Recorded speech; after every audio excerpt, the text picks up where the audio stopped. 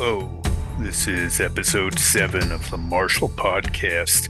I'm Mark Jacobs, a martial artist, martial arts journalist, former contributing editor to Black Belt Magazine, and I tell stories about martial arts. So, our guest today is one of the most popular and successful personalities in martial arts media under his McDojoLife social media channels.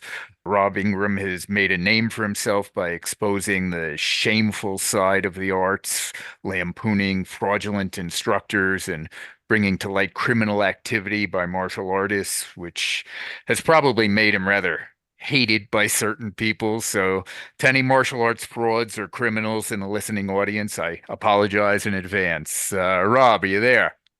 Yeah, man. Thank you for having me on. It's Thank, uh it's a weird job. thank you. Yeah, well, why do you keep doing this to all the poor phony martial artists out there? It's not easy to make a living as a fraud these days. You have to work at it. Yeah, they have to really put in the old team effort to try Yeah, to make it happen. yeah. Uh it's a strange job. Anyway, thanks for being on the show.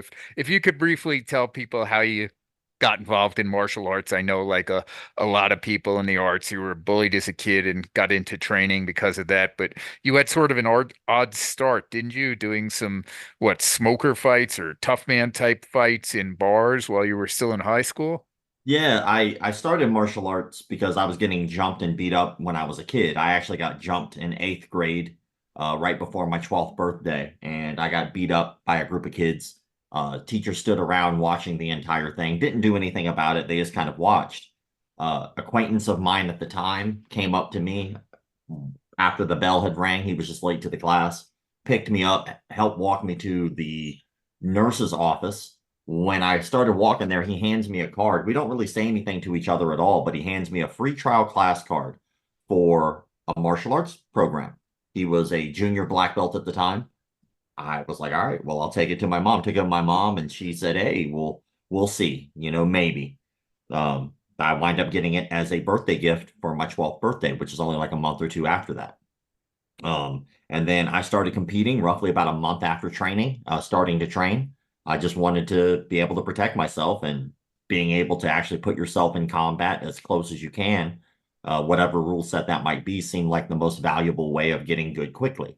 Then after that, I was fighting in nightclubs, one called Plush. And the first guy I ever fought was 30. I was 15.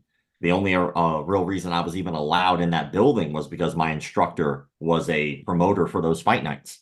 So I cut my teeth in a bar full of drunk people. It was a good time though. It was rough. And you just came out with a book chronicling all this, right? I haven't even gotten to read it yet. You just only came out with it like what, a month ago? Yeah, it hasn't been out very long. It's called Sensei's Bars and Scars, which is exactly what the book is about. Um, and it starts off with what I just told you about going into martial arts, how I got started. Then it goes into a lot of stories from those fight nights and my interaction with my instructors at the time, and how that kind of molded my career path. And I'm really grateful for all of my instructors and all the interactions in that book, because they gave me the opportunity to do what I do now. And I feel like if those things did not happen, most likely I probably would not do what I'm doing at this time. Well, you're known for your McDojoLife media channels where you started out about 10 years ago exposing basically phony martial artists, guys who claim superpowers or who teach totally impractical stuff for self-defense. What was your first exposure to fake martial arts in your life? Well, the first real time I remember was probably around the time I was, I don't know, maybe 17 years old. I was, at the time, I was in a program called the DCT program. And the DCT program was like a work release program for kids who pretty much had all their courses credits done for high school. So you were allowed to go in high school for just like a smaller period of time, maybe like 2 hours or 3 hours, and then you were released to go to work. Well, I wasn't going to work. Like I worked at UPS at that time. I was teaching martial arts classes, sure, but really my job was UPS. I was a teenager. And And bar one fighting. Yeah, well, I mean, I wasn't getting paid for that. They actually paid you in bar tab for that. I wasn't even old enough to get So cash. yeah, that was a good deal then. They didn't have to pay you with free drinks. Yeah, like they got nothing out of me. I had to hand the cards off to other people. So I wound up going to the martial arts academy that I was working at the time. So I got off school early. I went up there, I helped out, and I didn't have to go to work that night. So I just kind of played hooky from school. And I was cleaning in the front pro shop area when my instructor, his name's Lee Barton, came in with a guy named Jack Hogan. And I knew Jack Hogan from the local martial arts tournaments and circuits and stuff like that, but I never really met him. But Jack Hogan's a very small man. He's like 5'6", 5'7", like 140 pounds, if that, little dude. But him and my instructor got along. And my instructor used to kind of tease him a little bit because Jack Hogan believed in like Kyoshu Jitsu. He believed that he could knock people out with his chi powers and pressure points and stuff like that. My instructor was very much a realist and was they were having a deep heated conversation when they walked into the school that day. And Lee introduced me. He goes, "Hey, this is my friend Jack, this is Rob. Can we try something on you?" And I was like, "Okay," not knowing anything that's about to go down. Have no clue what's about to happen right now. So I was like, "Oh, okay." So I'm like, Yeah, that's the kind of thing you volunteer for when you're a young kid. yeah, before you ask. He goes, Yeah. "Yeah, blindly, I will do that thing. That sounds like a great idea, whatever it Yeah, go is." ahead and pile drive me into the cement. Sure. So we wind up going back to the back mats. And when we were on the dojo floor, Jack Hogan starts talking about how he can knock somebody out by hitting them in a specific pressure point in the back of the neck. And I was like, "Wait, are you about to do that to me?" And before I could really get the words out, he had kind of cupped his hand into like a C shape and slaps the dog piss out of the back of my neck. And I'm a teenager, and this is a grown man, and he slaps me hard, and he like looked at me puzzled, and I'm like, "Ow!" Like that didn't feel good, but I think he was expecting for me to go out. I thought he was expecting to knock me out, and so when it didn't happen, he goes, "Huh? Well, that's weird." And I was like, "Hey, dude, that didn't feel." And before I could tell him not to do it again, he does it again, just bam, slaps the crap out of the back of my neck. And at that point, I could see what I now recognize as cognitive dissonance on his face. He was dumbfounded that this belief structure that he had deeply ingrained in himself somehow did not work. And I could tell he had to play mental gymnastics in his own mind in order to try to justify why I was still conscious. And that was like my real first, like, true understanding. Now, funny enough, years later, that is the first post Joe Rogan ever shares from my page. Is Jack Hogan knocking someone out with his mind? See, he didn't have the proper technique. The technique would have been to grab hold of you after he slapped you and said, "Oh, see, he's unconscious. I'm holding him up." Yeah, Because that happens a that's the lot. way I've seen guys do it. There's also other little tricks that these Kyoshu Jitsu guys do. One guy actually hit me up to let me know that he was one of the volunteers on one of the videos that got knocked out. Hmm. Told me that the gentleman had explained through whatever non-existent science he was trying to explain that basically you hit these pressure points on the person's back as they shoot in for like a double leg or single leg, and you'll knock them unconscious. Yeah, you So see when that all the time in the UFC. Oh yeah, it just happened. You figured if you're just going to knock someone out, why not just do the pressure points and use your chi? Yeah. Uh, just chi it up. That's all you need. But apparently he didn't actually hit him in any pressure points. When he slapped him in the back, the trick was is that he hit him in the back of the head with his elbow on the way down.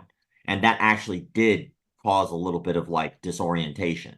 But he just got elbowed in the back of the head Yeah. really hard. But the way that the guy hammed it up was like a magic trick. Look over here at this while this is really going on.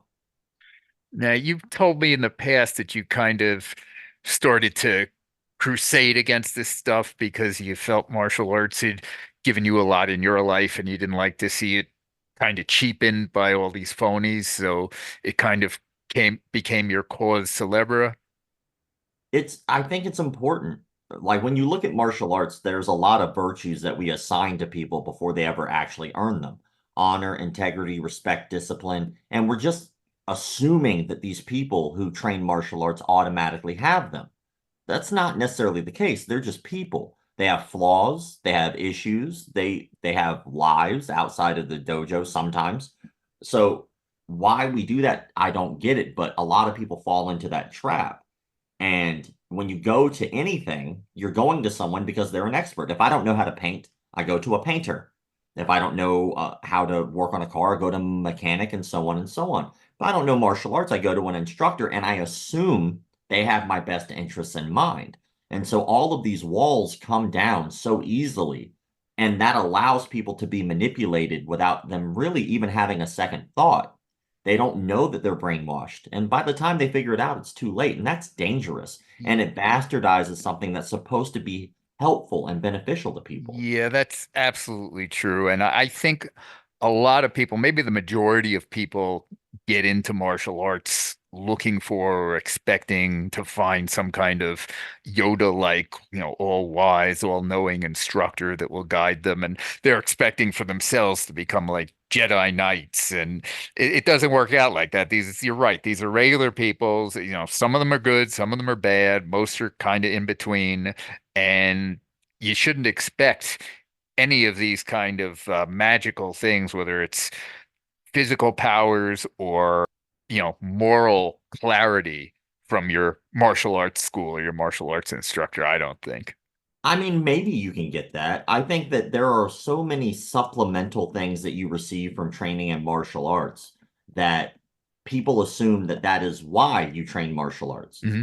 And it is a big issue in our industry that coaches automatically assign a goal to the student instead of the student being allowed to pursue their personal goal.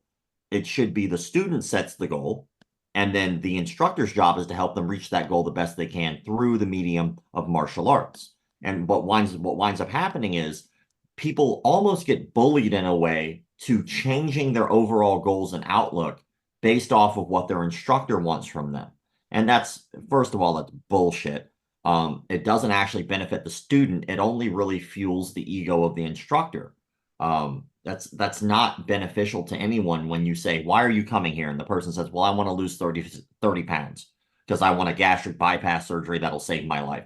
And the instructor goes, "Nope, you're gonna train to compete. And if you don't compete, you're not gonna get a rank." It's like, well, why wouldn't you as an instructor set the standard for your student and say, you know what, if that's your goal, let's set that goal, let's reach your goal, then maybe after set a new one. But to completely ignore a student's goal is a huge red flag. Yeah. I would agree with that. The only other thing I would say though is a lot of times people will get into martial arts not really knowing what they want because they don't know that much about martial arts. And somebody may go into a dojo saying, "I want to learn self-defense, teach me how to do flying spinning kicks." I And wish. you have to, yeah. And we're just going to do flying spinning kicks all day, every day. But I get Uh, it, but again, that is another sign of a good instructor because there's always a why. Someone comes into the gym, that should be a standard question anyone should ask. What brings you in? yeah, And they'll say an answer. Well, I want to learn karate, right? And if we're going by the Bill Clark standard of salesmanship, if you teach jiu-jitsu and they say karate, you find out why they want karate and you tell them all the ways that you jiu-jitsu provide the is same better. thing. Yeah, Yeah, or not even better, just like we actually provide all of those. yeah, That's another red flag is when someone says that their art is just simply better. Maybe it is, but maybe your ego is so big that you can't see from the yeah, fact that other arts can provide different goals, and that's okay. Just strange. yeah. It's a very culty industry, just to be honest. Oh, absolutely. Now you seem to focus equally on two types of offenders, the phony martial arts guys who are teaching the super chi power stuff, and the martial arts instructors who are engaging in abusive or criminal behavior. And like me, I think you look at a lot of martial arts news stories every day. What do you see one of those as being much more prevalent than the other? There is an odd amount of sexual abuse allegations and not just allegations. There's an odd amount of sexual abuse in the martial arts industry.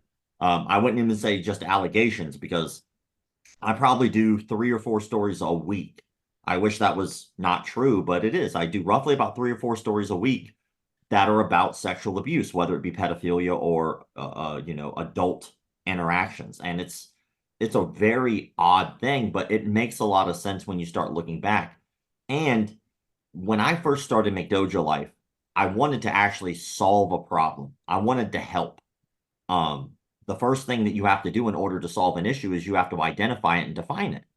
So what is a McDojo? So right now, it seems that the standard language, at least when I started doing this, was basically a school where their skill wasn't up to par. And it's like, well, skill's relative. One person, one person's going to be better than another person, no matter how much they train. Yeah. Somebody might show up naturally better than someone who's done it 36 years. Hmm. Uh, so if that's the case, then no one deserves a black belt unless they beat Gordon Ryan right now. Yeah. Like then, well, that's obviously not the case. So maybe we shouldn't use skill as any type of standard in martial arts because that's nonsensical. And then people say, oh, well, they got their black belt too fast. Well, that's also a nonsensical argument considering how many people praised BJ Penn for getting his black belt in less than 3 years. Hmm. But then if somebody in Taekwondo does it, they're not good enough. It's just nonsensical. There's no real standard in martial arts. So it makes it extremely convoluted. Also, people will line up and talk about making fun of kata. People don't like katas, but they themselves will shadow box. Yeah. Kata is punching and kicking in the air. Shadow boxing is punching and kicking in the air. They're the same thing. The only difference is bunkai is a application, how you view what the techniques mean. But Yeah. at the end of the day, what I noticed is the industry could not truly define the thing they hated so much, or the arguments they had were nonsensical. So trying to define that was step one. And then as I started digging deeper, I realized we're so busy as an industry arguing over petty little stupid things that don't mean anything, that don't actually hold weight, that we're ignoring major, major issues. And not only just ignoring major issues, but even at times putting people on pedestals who are horrific pieces of garbage. Well, we are willing in this industry to ignore rape if they're good at what they do. We're willing to ignore people who are financially defrauding people if they're just good at martial arts. That's stupid. That is dumb. That like completely defeats the purpose of all of those virtues we discussed earlier: honor, integrity, respect, discipline. None of that comes with that.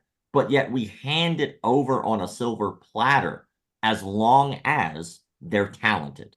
And that to me is bullshit. I think you see that in a lot of industries, particularly in a lot of different sports across the board. I think the only difference with martial arts is what you were saying, that we discuss these virtues, integrity, discipline, that sort of thing.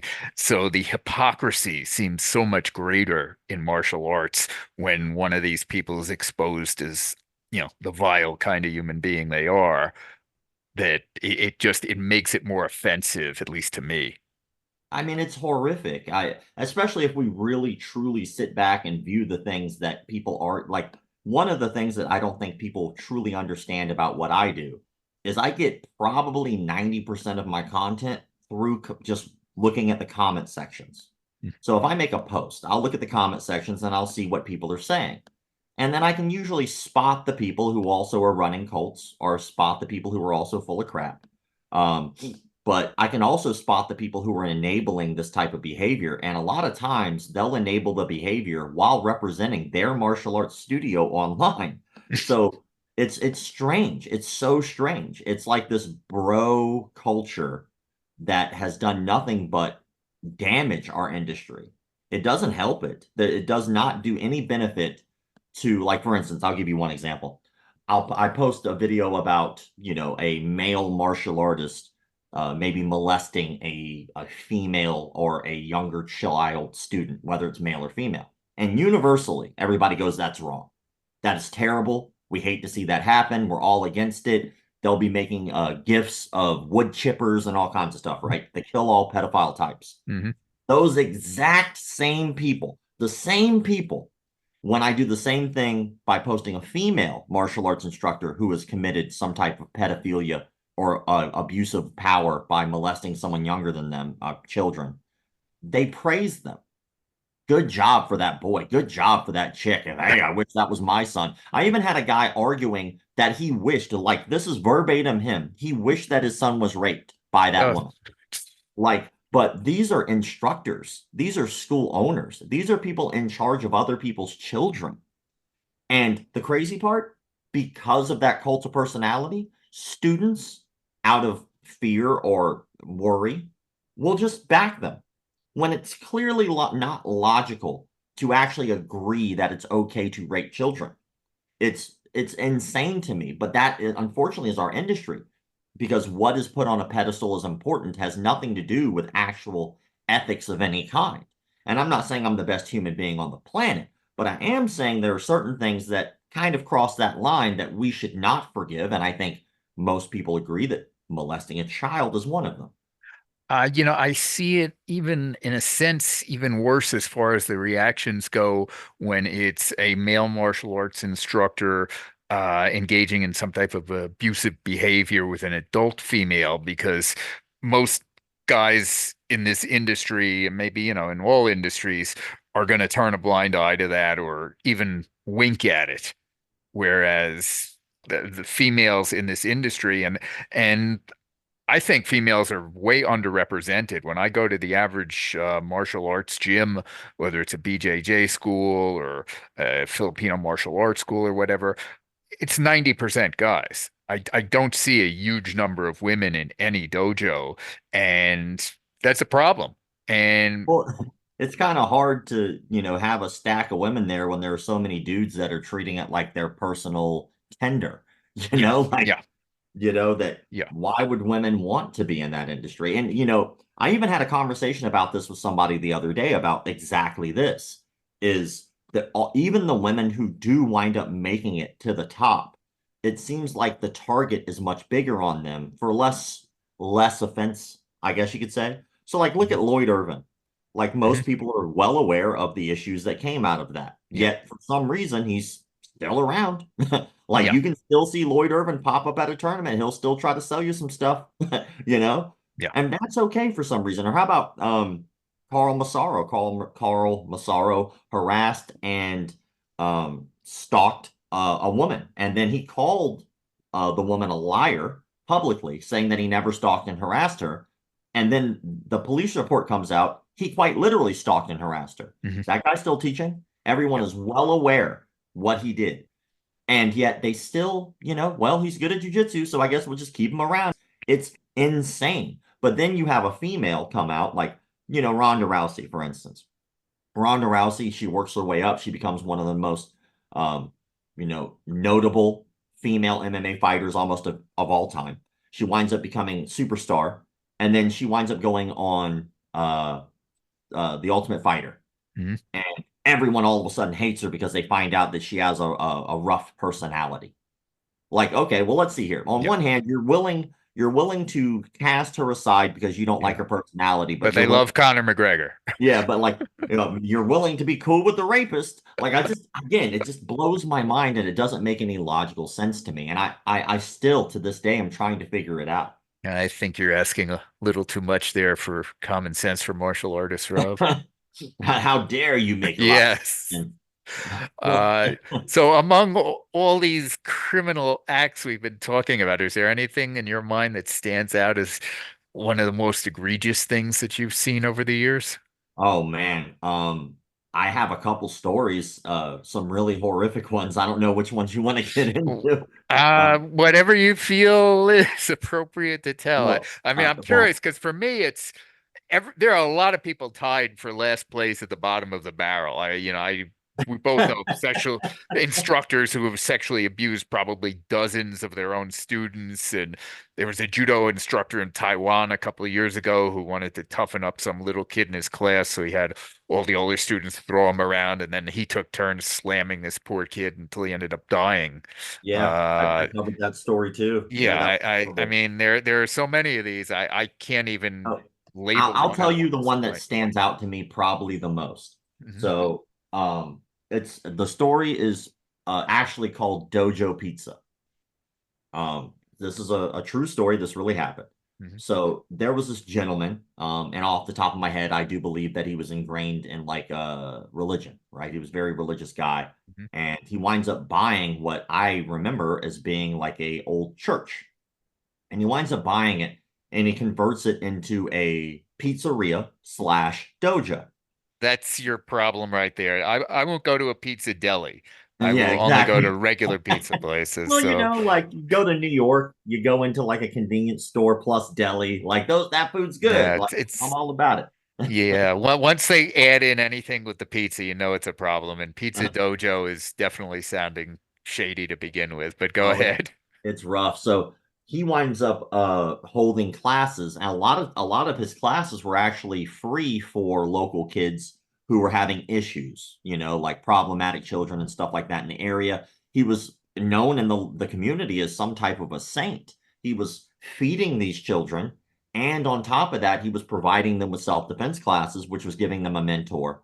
But what they didn't know was all these kids were super impoverished. And because of that, he was slowly but surely like kind of working on the moms a little bit.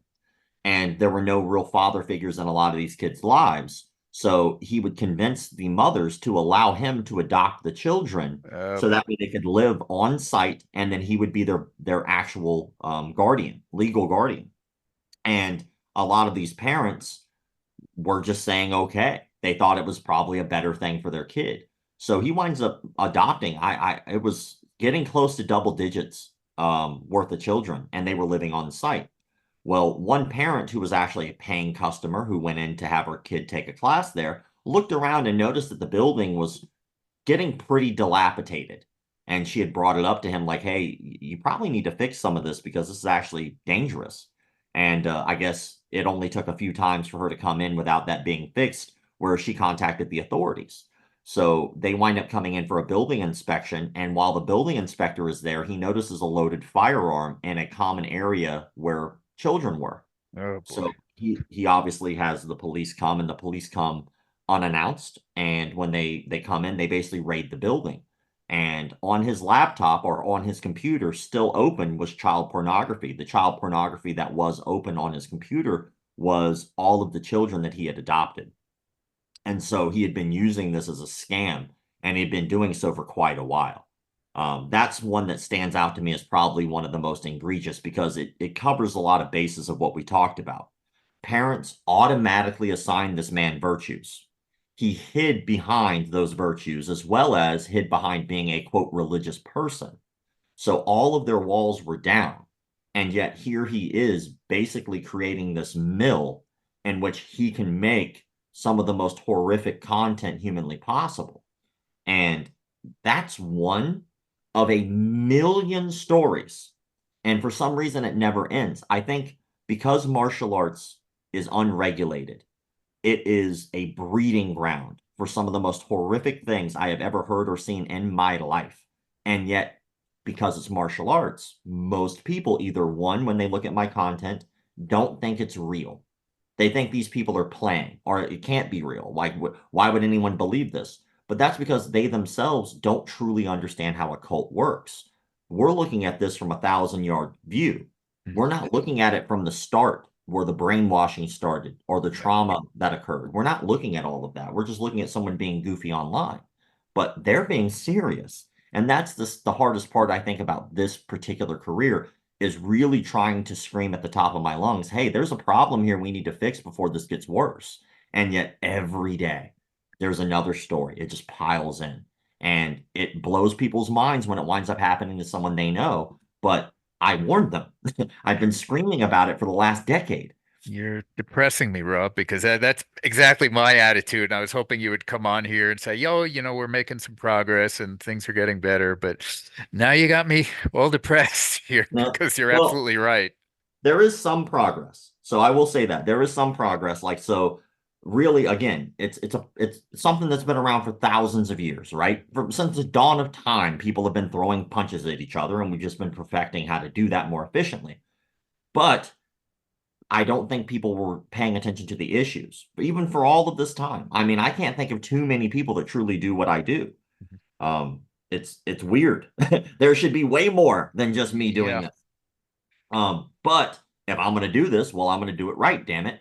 And so I started McDojoLife.com, and it has a registry on there that's a searchable registry where you can type in your instructor's name to see if they pop up on that registry for anything nefarious. That's still constantly evolving, but it's something.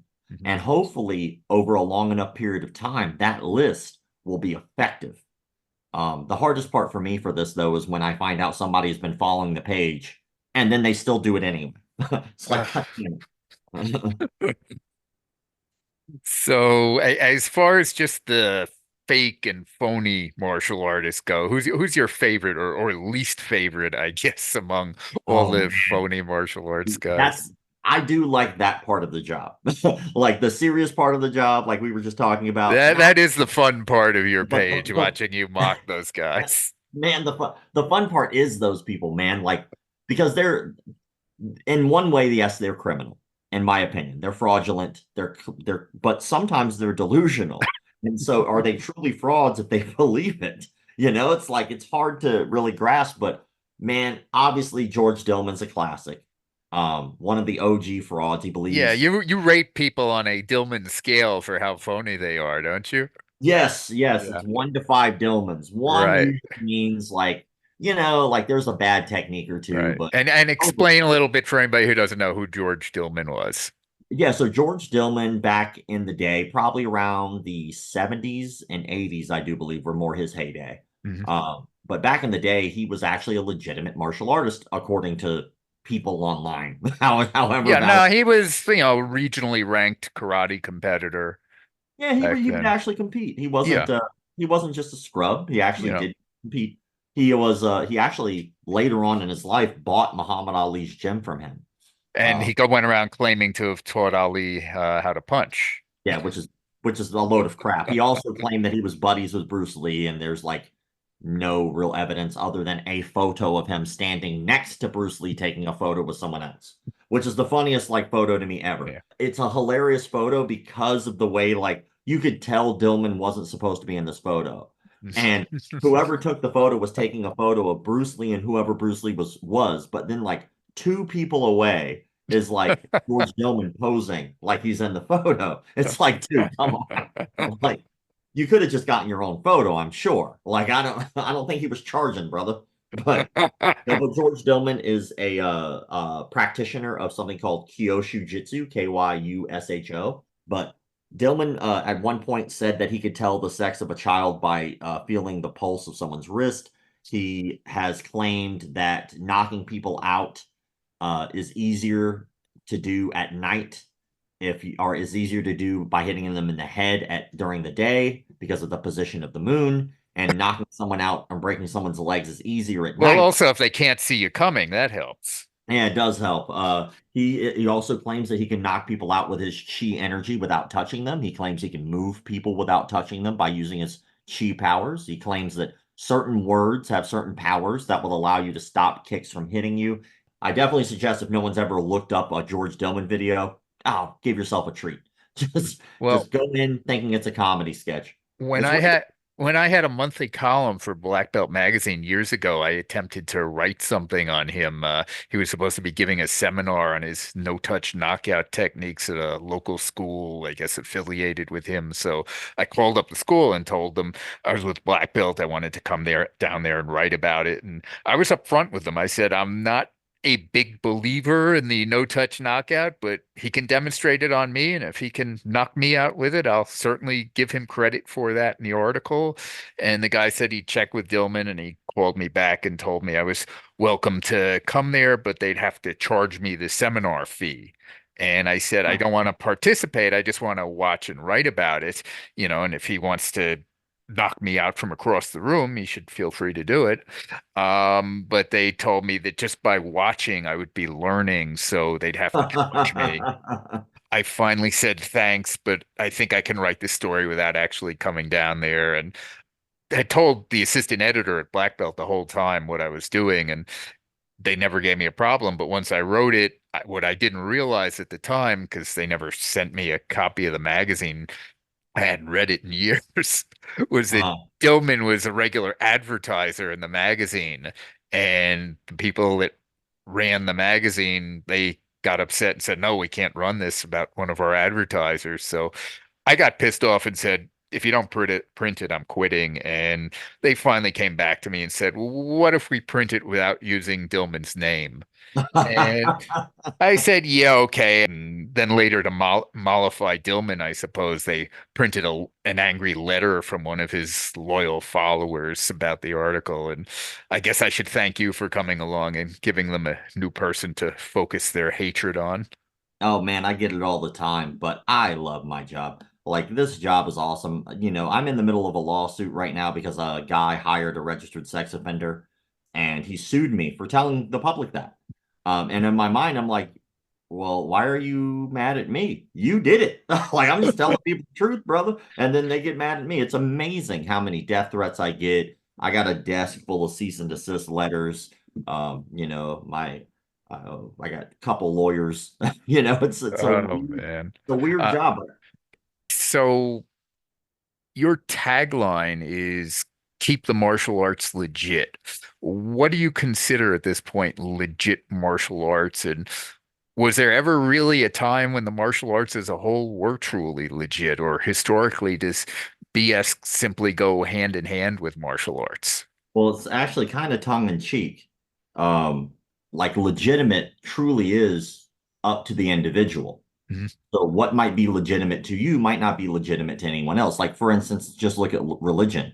If you get two people in a room, one person believes in God and maybe another believes in Allah, or one worships one more than the other. One truly thinks that what they're doing is right and the other is wrong. Um, you're not correct for one reason or another. You don't know what you're talking about. I have to be right. Well, isn't martial arts just full of that? Yeah, Like, martial arts become like religion to far too many people, I would say. so what is and what is not, legit Mhm. is truly up to the individual. And I think that that's kind of a little bit of not only like observation, but it's also kind of the whole point is what makes martial arts truly legitimate is allowing the individual to express themselves and help them using this tool. So if you yourself are a martial arts instructor and you are not helping your students become better, then in my mind, that truly is not legitimate. If it's all about you, why would you be an instructor? Just train. Then your behavior can be legitimate to you. So legitimacy truly is up to the individual. There is no standard of legitimate, but there are five things that so far everyone has agreed on that we should not allow in the martial arts that make something illegitimate as a whole. What would you rate those five things as? Well, obviously, sexual assault. Mhm. No matter what type of sexual assault is number one. We should, like clearly not allow people in positions of power just willy-nilly go sexually assaulting people. Most people would say that's a line that once you've crossed, they no longer should be in that position any longer. And then number two would be shady business practices and cult-like behavior or shady business practices. A lot of people think that charging too much makes someone a McDojo. Well, that's bullshit Mhm. because charging too much is up to the individual. What one person can afford doesn't mean another can afford. That's why certain people have Lamborghinis and certain don't. Does Mhm. that mean that Lamborghini is not legitimate because they overcharge you? No, it just means you can't afford it. Doesn't make it not legitimate. And it doesn't mean they're not charging what they should because clearly some people do pay for that. Mhm. But being shady, that's a problem. Saying, hey, this is what it's going to cost you every month. And then magically extra fees appear. Magically, you're getting charged for things you were told you weren't going to be charged for. Those are problems. That's shady. Yeah. Then the next one would be unsafe training practices, like we discussed earlier, where the judo practitioner was Yeah. throwing the child and killed him. Clearly unsafe, and you get a lot of that in the industry where you have these bros who haven't been doing martial arts longer than a year because most people haven't. It's just statistical fact. Mhm. You get these bros who are all about tough training, and they don't truly realize the logic is flawed. If I get injured before my fight, I don't get to fight or I don't fight well, no matter if that's for self-defense or if that's for competition. So if I wind up getting a broken arm due to tough training, now I'm less efficient at martial arts, not more. Doesn't make me better for getting my ass whooped. Yeah. It's just not healthy, right? Lying about your belt ranking, your fight record, which obviously those are usually the first conversations you have with your instructor. That lets you know why you would train with them. So if they're willing to lie about that, they'll most likely lie about anything else. And then, of course, finally, you have the no touch knockouts and the cult like behavior. Clearly, you can't knock people out with your damn mind. I don't care who you are. I've offered so many people to try to do it, and none of them accept. Why? Because they just simply can't. And then, of course, like what goes with that is cult like behavior, which could be a million and one things. But in my mind, what a cult truly is when everyone's efforts only help one person, not the whole. Um, that's my opinion. Well, I think you just eliminated like 99% of the martial arts schools out there, Rob. You've killed martial arts for all these upcoming aspiring Obi-Wan Kenobis and Luke Skywalkers. IMA's not real, man. You're not going to become this magical, floating, supernatural fighter when you're 75. Chances are good. The reality is, right around 40, your shit's going to not work as good as it used to. That's all there is to it. And that's okay. But, trying to take advantage of students and convincing them that you have some type of gift or ability they simply don't, and you financially defraud them because of that, I think that's bullshit. Do you think there's ever any value to the kind of romantic, sometimes mythical images people hold about martial arts? Should we ever feel bad about de-romanticizing people's view of martial arts? No, I think it's okay to keep your head in the clouds as long as your feet are on the ground. Like so many people were inspired to become martial artists due to characters that aren't real. Like think about Ninja Turtles. How many people started martial arts because of the Ninja Turtles? Now, the stunt performers and actors who played the Ninja Turtles, yes, they're real people, but they were inspired by the character, the thought, the idea that one could be something like that, or Power Rangers, or Bruce Lee. Like, and I'm not saying Bruce Lee is fraudulent in any way, but what I am saying is that he was put on such a high pedestal that people give him attributes and virtues, once again, that he might not have had. I love Bruce Lee. I think Bruce Lee is such an inspiring human being, but he was not a professional fighter. He was Yeah, yeah. a Just philosopher. He We was just had this conversation last week with Matt Polly, who wrote the biography on him, and yeah, that's exactly what we were saying. And it's true across the board of Bruce Lee or any martial artist or martial arts institution that once you start overly romanticizing these individuals or groups, you're going down a very slippery slope because nobody is ever as good as the myth or the legend that grows up around them. well, yeah, like I think the fun part about martial arts is the romanticizing of it. The legends and the lore. Like, think about Yeah. it. Like 100 years from now, people will still be talking about Hoist Gracie and what he was Hmm. able to do in the first Hmm. UFC's run. And that will be blown up out of proportion. And, but I don't think there's anything wrong with a deep romanticization, whatever whichever fucking word works there. Romanticizing. I don't think there's anything wrong with romanticizing martial arts. I don't think there's even anything wrong with making it mystical. I don't even think there's anything wrong with thinking that martial arts that doesn't work is still okay. That's great. We were inspired by so many people who probably did stuff that just doesn't fucking work, and that's okay. That holds no weight to me.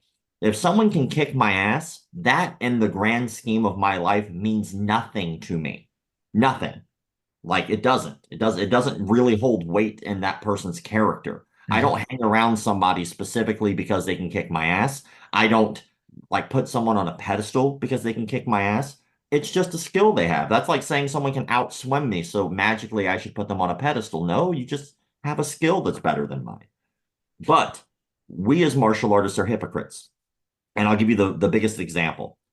When I was going through sport karate, and that's like NASCA, WACO, ISKA, Right, sport right. karate. Point karate Um, type fighting. yeah, point karate. When I was going through that, you'd hear so many people, even nowadays, and their ignorance of what that is. Oh, that's nonsense, the game of tag. Okay, we'll tell that to people like Raymond Daniels, Michael Venom Page, Hmm. Stephen Thompson. Tell that to the people they beat up. Yeah, it's just point karate. Um, but the idea is that you had really two classes of people who were competitors in sport karate. You had the fighters who usually just did the fighting, or I guess there's three classes, but you had the fighters who just did fighting. You had the kata people who just did kata, and then you had the double crown champions who would do both. Right, right. Well, the guys who were fighters always made fun of the guys who did kata. It was just a running thing that was going on through sport karate. They would make fun of them. And the people who did kata, they just did kata. They minded their own business. They didn't really make fun of the other fighters, like, oh, you're a fighter meathead. They didn't do that. It was just all one-sided. The irony there is most guys who were fighters at that time, who were even at the top of their class, do not fight anymore because there's a shelf life, Mhm. right? There's a shelf life. You're just eventually going to not be a fighter anymore. That's all there is to it, no matter how good you are. You have to move on to something else. Well, the kata people understood that at a very early age. So what they did was they allowed themselves longevity in this game, and then they become world champions in kata performance. Well, where do they go next? Well, fighters would go on to hopefully have a chance at being able to fight another person. Well, kata people go on to go to Hollywood. They become stunt performers and stunt workers. And a lot of those become super famous. Caitlin Deschelle, she's someone who was actually doing a lot of stunts for Wonder Woman. She's making hand over fist money. How about the entire 8711 stunt team who did all the John Wick movies? So the ultimate irony here is that all the guys who were fighters are no longer not just fighters, but most of them aren't even martial artists at all anymore. While the people who were kata performers will wind up going on to Hollywood, who their entire life is still martial arts, and the fighters who are no longer fighting or martial artists are still lining up at the box office to shell out their hard-earned money to pay the salaries of the people they used to make fun of. Well, the other irony is nobody even cares about the point fighting anymore when you go to these tournaments. The featured stuff now is all the kata. The musical kata and the weapons kata and people doing all the backflips, the kind of stuff that you're seeing in the movies. That's what people that attend these things are interested in watching. And after seeing 30 years of UFC, nobody really wants to watch point fighting anymore. I mean, it just kind of depends on your goals, right? There are still some fantastic guys out there. There are still guys like not that long ago. I know this is a few years back, but whenever Stephen Thompson was about to fight Tyron Woodley, right? So that was a Hmm. while back. Yeah, Whenever that was about to happen, Tyron Woodley actually brought in some of the most elite point right. fighters. That way he could learn how to fight Stephen Thompson, which was extremely intelligent on his part. So, Oh, but you I make mean, certainly there are some guys there that have a lot of talent and with the right training can move into kickboxing or MMA and be able to use those skills. But as a whole, I think you'd agree, point karate is not necessarily the best training for fighting, nor is it the most exciting type of fighting to sit and watch. No, it's just like anything else, though. If I watch a jiu-jitsu match, I'm bored to death Yeah. because there are two competitors who know jiu-jitsu. It's boring as shit to me. If I watch point fighters, it's boring as shit. But if I watched, let's say, Michael Venom Page fight Cyborg and crush his face in with a knee, I'm entertained. That's because there's two drastically different styles being on display. So I think every art has its own right. Like every art has a position in which they are valuable. And sometimes it's not even through physical fighting. Like, for Yeah. instance, point fighting. If you want to learn how to hit somebody first and efficiently by hitting them first, do point fighting. Do point fighting if you want to learn how to get there first. If you want to learn how to be a little bit more conditioned and you want to be able to stand in the pocket and bang more, probably a Muay Thai guy or do some boxing. If you want to learn how to be efficient on the ground, well, there's a million and one arts that are good on the ground. Sambo, jiu-jitsu, judo. These are great arts to learn how to take people down and keep them there and dominate them. They're wrestling. So every art, I think, has this great value. And then you even have arts that may not be as efficient, but they do have more options for you in longevity. Yeah. If you do sport karate, like kata and stuff like that, yeah, like, are you ever going to actually perform a kata on someone? No, and only ignorant people would think you would. But when you know what you will do, you're going to know how to perform the shit out of your art and impress people, and that alone will get you a ticket to Hollywood. And it doesn't even necessarily have to be what can you do with this art. It can just be about, hey, I enjoy what I'm doing, whether that's kata or tai chi or whatever. I enjoy it, makes me feel good. It doesn't have to be about anything more than that. And people try to make it about more than that sometimes. Yeah, I saw a great video. I'm so glad you said that. I saw this amazing video on Instagram. And this guy, I think, does a lot of these like videos where he'll be at his kitchen sink and he's just washing dishes, but he has like these thoughts and he just records his thoughts. And one of his thoughts was he's pissed off at people who say, well, you do martial arts, well, I just use a gun. And he's like, well, that's a really fucking stupid argument. Like that's like saying, oh, you play guitar? Well, I'll just shoot you. Like it's just as dumb. Because at the end of the day, these are two completely different scenarios that we're talking about here. And I had to tell, like, every time people find out that I did any type of sport karate, oh, sport karate's stupid, I just shoot you. I have to remind them, I live in Florida, a constitutional carry state. I have guns all over my house. Like I'm a realist. I understand where the reality of the line is drawn. And I know that the downfalls of the arts that I've trained at, which every art has a downfall. I mean, if you really want to see some fucking hilarious stuff, teach a kickboxing seminar to a group of people who have only done jiu-jitsu. It is absolutely hilarious. And like again, like they would probably kick my ass, like, oh, you're a black belt in jiu-jitsu. Yeah, you probably kick my ass. I don't fucking know. Like that's up to the individual basis. But at the end of the day, we all have things that we're good at, most likely better than another person in the room. And that person has something they're good at that they're better at than you. Mhm. That's just what makes us individuals. And that's the spice of life. And what we shouldn't do is shit on other people simply because they do something different.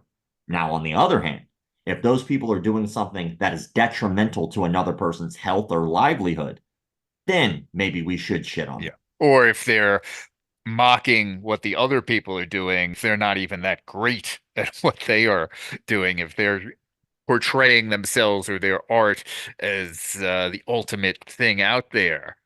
Even if it is, I don't think that that's necessarily a good thing.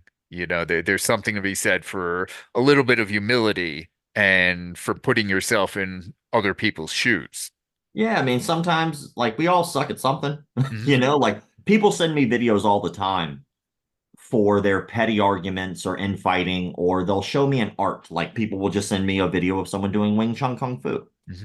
And I've tried so many times to try to explain to people that most likely they themselves have done some Wing Chun Kung Fu and just don't understand that they have. Hmm. But like a bong sao it looks identical to an overhand right, so it's Hmm. body mechanics. Hmm. A front hand punch, like a vertical fist punching.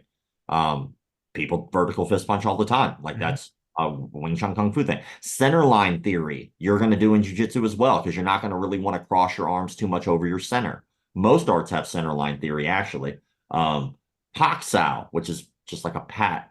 Lop sao, which is just pulling hand. Like these are all things that most people have done, but it's like beating your head against a wall to try to make people understand that they're more similar to other arts than they truly know. Yeah.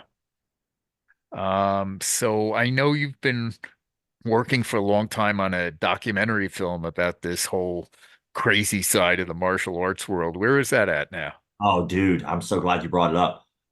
So we were like the whole process has been what you most people I think would consider like a nightmare, hand of God nightmare. Because there were so many things out of our control. We originally were like, hey, let's go ahead and let's see if people would actually be interested in this in the first place.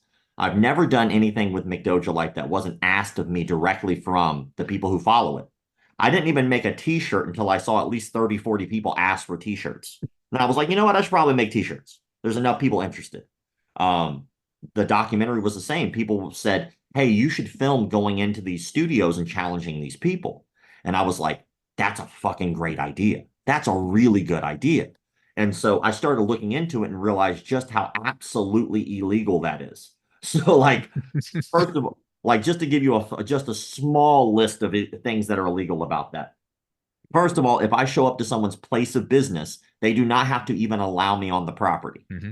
So that's trespassing. So if I fly myself and a camera crew thousands of dollars to do this, and plane tickets and hotel and insurance and Yeah. room and board, then they don't even have to allow me in. So, okay, there's a problem. At any time, they could trespass you at any Mhm. time. So they could let you in and then kick you out whenever they want. Yeah. Waivers don't stop from you purposely try don't stop you legally when you have purposely said you're going to a place to harm someone. The waiver doesn't cover that. So now you've now committed a crime. You're Yeah. assaulting someone. Then on top of that, if you've talked about it openly to anyone beforehand, now you've committed a premeditated crime. if you do injure somebody, there's nothing stopping them from suing the living dog shit out of you. So there's so many legalities here. And by the way, they don't have to allow you to film. So if you get in there, I can, what is it, just my word? Like, Yeah. yes, I went, then they lie.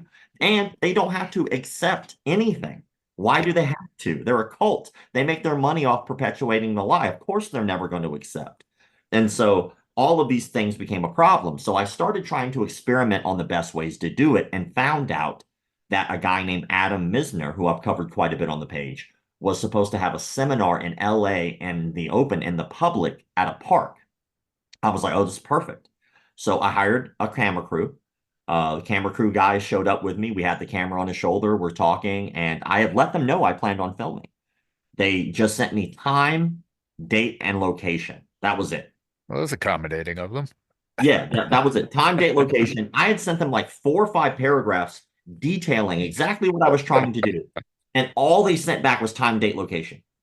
And I'm like, well, that's weird. So I show up and we do a bunch of B-roll. For anybody that doesn't know what B-roll is, it's like shots that are just kind of something you might voice over Mhm. or, just little shots that aren't the major shot.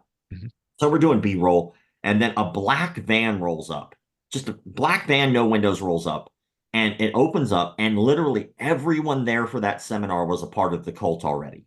I was the only person who showed up for the seminar that was not a part of their organization. And this massive dude gets out of the van, and I'm like, holy shit, that guy's huge. And it is a guy who was teaching under Adam Misner's lineage. So Adam's not going to be coming to teach that day. And so that already kind of wrecked it a little bit, but I was like, okay, he's still going to teach the same crap. We're out in that dog park for like 6 hours for a seminar. I shit you not. 6 hours. The first hour was us just standing in poses for 20 minutes at a time without moving and without speaking. No real indication of what we're doing or why we're doing it. He would just walk out. He walked out. I asked him, hey, are you okay for us to film? Just double checking. He said no and walked away. I was like, shit. Well, that defeats the purpose. So I walked up and I said, hey, man, I hired the guy for the day. He's going to be out and about. And I paid for the seminar. Is it okay if I take the seminar without him filming? And he was like, absolutely. So of course he filmed any damn way because we're in the public. But I took my wireless mic and I put it in my pocket. I just didn't turn it off. And so we got all the footage we wanted. And after doing that and hearing like one of the things that we did there, he was finally starting to talk a little bit and warming up to me. And he started talking about martial arts. And I was like, okay, well, now we're talking about martial arts in general. Maybe I can start easing myself into a conversation. And we got on the subject of belt ranks. And he called them levels in that system. And I was like, oh, well, that's like other martial arts. Other martial arts have like 10-degree black belts and stuff like that. And he said, oh, well, we have 10 levels. It's like, oh, okay. Well, who's level 10? Is Adam Misner level 10? He goes, oh, no, no, no. Humans can't reach level 10. And I was like, all right, that's Can, weird. can other animal species I reach was like, level well, who are 10 you or? talking about here? This is the strangest shit. So, like, then he started doing exercises about trying to get the chi to move out of your hands. He started talking about moving muscle fascia independently, which that's not how fascia works at all, because fascia is a connective tissue. It doesn't independently move. It's so strange. And but what we got out of that was maybe out of the hours we were there, 10 minutes worth of usable footage. And I was like, well, that's not enough. So what if we did a documentary? So we decided to go move forward. We raised $20,000. Our original goal was 200. We had two major issues on the way. One, some asshole on YouTube decided to steal a shitload of my content, piggyback on the fact that we were going to be doing a documentary, put a bunch of stuff on like a maybe 20-minute video on his YouTube channel, calling it a documentary about fake martial arts, which it wasn't. And then people were like, why do I need to pay for yours when I can just get this one? It's like, that's not a fucking documentary, man. That's just some YouTube guy talking over some crappy footage that's mine already. Um, and so that was annoying. And then, of course, a year before that or so, some guy from some website was going to be doing a documentary about red belts, like legitimate jiu-jitsu red belts. And I guess he took everyone's money and just disappeared. I was like, oh shit. Like, but I didn't know that. And I'm not associated with that guy. But people still were like, oh, this is just like that because they were bitter from getting ripped off from him. I was like, well, it's not me. Like, I don't have nothing to do with that. But we did raise 20 and we were able to film for 30 days. But it was I don't know. I think it was about 2 months before we were scheduled to actually film after we crowdfunded for 90 days. Um, 2 months before we're supposed to film, COVID hits. And it's amazing how quickly people forgot COVID was a thing. COVID was like went on for like 2 years. Yeah. It sucked ass. Um, but then you still have people who are like, what's going on with the documentary? Like, bitch, schools are closed. There is no one open. What am I supposed to do? Like, we are waiting like everyone else on the goddamn planet. Like, this is what the life we were in right now. Right. So here I am trying to like basically say, like, look, obviously we're still doing this, but it's hard to film a documentary about martial arts when all these martial arts schools aren't open. Yeah. So anyway, we were able to get a window of opportunity. We filmed for 30 days. And what we had, we liked a lot, but we just felt like we could do better because it was such an under budget thing. The footage turned out great. We had a lot of good stuff that we filmed, and I'll tell you a story about one really specific thing we filmed that's gold. But when that happened, we were able to make what's called a sizzle reel. And a sizzle reel is like a trailer for a movie that's not made yet. It's like a Yeah. pitch. I've seen some of your highlights. I don't know if that's sizzle reel, but really amusing stuff. I mean, it makes me look forward to this. Oh God, I can't wait. So we wind up, I actually we got a director. His name's Adam Wood. A friend of mine, Jonathan Sadowski, introduced us to him. And Adam has been amazing. He's been going above and beyond to make sure this project happens. So then we actually wind up just by happenstance. I'm there at ADCC because I know Mo. Mhm. And I didn't know Mo was the guy Mo who ran ADCC. I thought he was just some guy named Mo because Mo has two different And pages. just for anybody who doesn't know, we're talking about the World Grappling Championships and Mo Jasm, who runs that. Yes. Yeah. And so I had been talking to Mo for years because Mo has another page where he calls out people in the industry. And I didn't know he was the guy who ran ADCC at the time. Mhm. I just thought he was some dude. And I was like, we shot the shit and I get along with him. And he randomly hit me up. He goes, hey man, are you going to ADCC? And I was like, oh man, it's sold out like the day after. He goes, oh, I can get you in. I go, how could you do that? He's like, I run it. I was like, no shit. So like, that's how I found out Mo was Mo. So then I wind up going out there on a media pass. I wind up going and making some content, and there's Jocko Willink in the back. Mm. I'm like, oh, fucking Jocko. And I really genuinely was happy he was there because I wanted to thank him specifically for talking about the story that I had covered of the judo guy who killed the kid. Mm. He talked about that on his show, specifically referencing my story about it. And I walked up to him, hey man, he knew my name. He was like, hey Rob, how's it going? I was like, oh shit, that's cool. I know Echo Charles pretty well, and I've worked with Mhm. him before, but I never really interacted much with Jocko. And while I was there, he goes, how's the documentary? I explained everything that I just explained to you. And when I told him that we had only raised 20 out of the 200,000 we were asking for, he simply said, why didn't you ask me for help? And I was like, in my head, I'm like, well, bitch, I just met you. Like, I just met you right now. I didn't know I just asked a stranger for that kind of money, right? I didn't know that was a thing. So I go, well, if you'd like, I'd like to maybe have a meeting with you and we can kind of discuss how we can get that to happen. He was like, okay. And I'm thinking in my head, like, okay, like that'll happen. And so I shit you not, like the next week, the first thing I did was I hit up my team and I was like, send Jocko an email. Send him a fucking email, set up a meeting. We got a response like something ridiculous, like within an hour of us sending the email. I was on a plane that week. I was over there at Victory. We had a 2.5 hour meeting. It was fantastic. And at the end, I just looked him in the eye and shook his hand. I was like, is this something that you want to be a part of? He said yes. Oh, And that's very cool. yeah, so now Jocko is an executive producer of our film. And then we wound up raising more funds. Then we were able to pitch it to Amazon. Amazon, we have another meeting coming up with them, so fingers crossed that they pick it up. And then we go back to production next month, no matter where we are with distribution, and we're going to finish this damn thing this year. We've worked so hard on it, and the lawsuit that I've been going through the last year, that's a part of the documentary, so people can kind of get like a behind the scenes look of the shit I have to deal with. Like this isn't just a meme page. Like these affect people. This is real life. And so that'll be in there. So y'all get to watch me kick the living shit out of that dude in the courtroom. It is absolutely hilarious what's going on with that dude.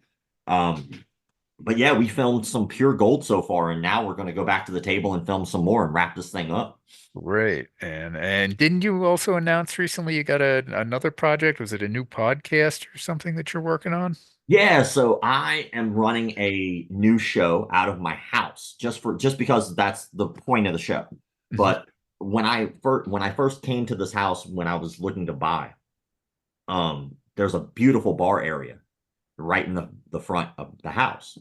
And I thought it'd be really fun to do like a comedians in cars style show, but instead of it being like a car, it's like their favorite alcohol.